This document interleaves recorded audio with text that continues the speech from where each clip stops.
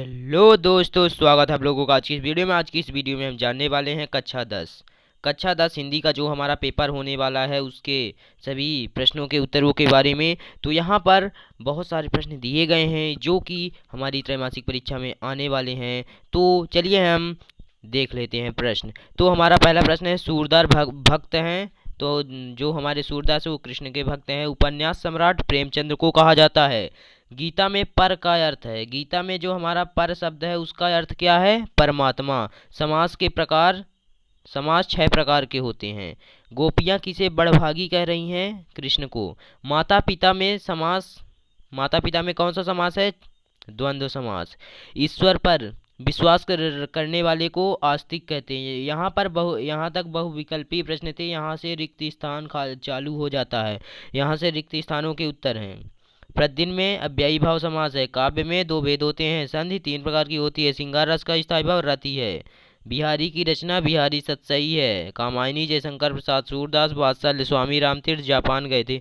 तो यहाँ तक 8 ठो दिए गए थे रिक्त स्थान। फिर हमारा एक वाक्य में उत्तर है।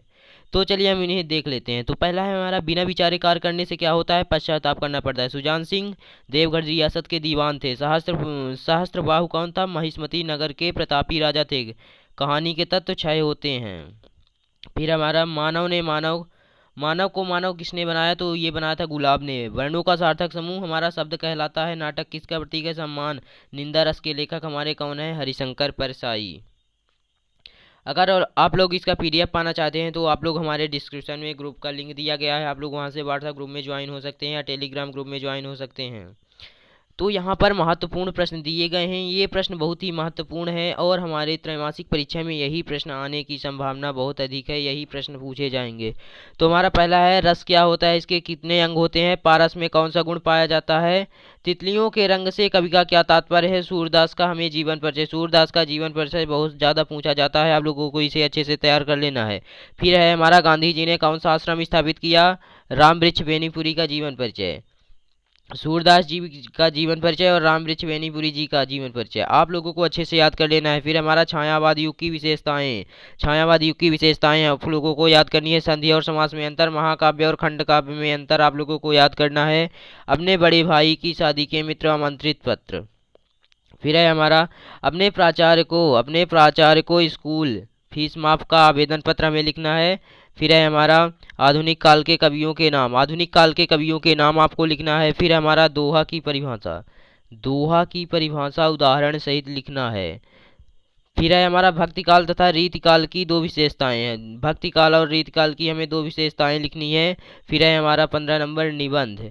हमें निबंध लिखना है किन्हीं एक टॉपिक पर। आप लोगों को इसी तरह का क्वेश्चन पूछा जाएगा। कल आप लोग जब पेपर देखेंगे तो इसी तरह के क्वेश्चन आपको पेपर में देखने को मिलेंगे। तो इसलिए आप लोग इसे अच्छे से पढ़ के जाइए। और अगर आप लोगों ने हमारे चैनल को अभी तक सब्सक्राइब नहीं किया है तो सब्सक्राइब कर दीजिए ऐसे ही शानदार वीडियो पाने के लिए। तो अगर आप लोगों ने हमारे अभी तक व्हाट्सएप ग्रुप को ज्वाइन नहीं किया है तो जल्दी से ज्वाइन कर लीजिए और वहाँ पर इसकी पीडीएफ डाल दी जाएगी। आप लोग जल्दी से ज्वाइन कर लीजिए। तो वीडियो को हम यहाँ पर समाप्त करते हैं। ये बहुत ही इंपॉर्टेंट क्वेश्चन है कल के लिए।